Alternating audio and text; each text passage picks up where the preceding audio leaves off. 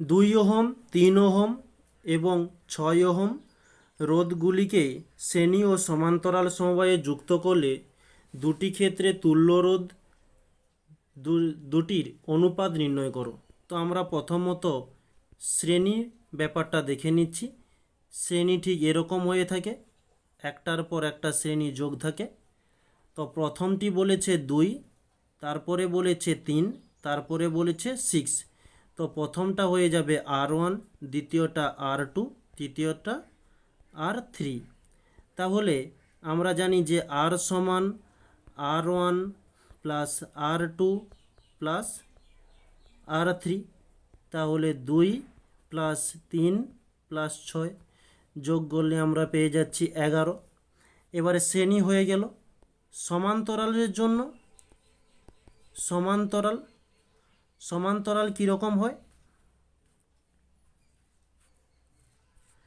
প্রথম রোধ হয়ে গেল, দ্বিতীয় রোধ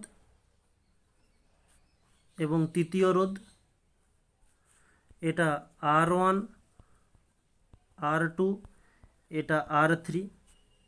ওকে, এখন আমরা এর সমীকরণ জানি সমান্তরালের জন্য, যে R1/R সমান 1/R1 plus 1/R2 plus 1/R3। তাহলে 1/R1 এর জন্য 2 প্লাস R2 এর জন্য 3 প্লাস R2 এর জন্য 3, R3 এর জন্য হয়ে গেল 6। তাহলে এটি ক্যালকুলেশন করলে নিচে 6 আসছে, তাহলে উপরে চলে যাচ্ছে 2 3 6, 3 2 6 হচ্ছে, তারপর 6 1 6 চলে যাচ্ছে।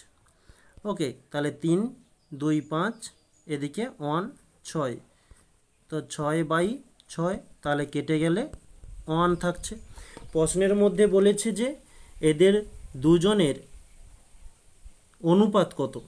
তাহলে অনুপাত নির্ণয়ের জন্য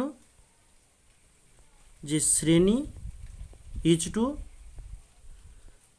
সমান্তরাল, তাহলে শ্রেণীর 1 আর সমান্তরালের জন্য 1, আর এই হচ্ছে আমাদের অ্যান্সার।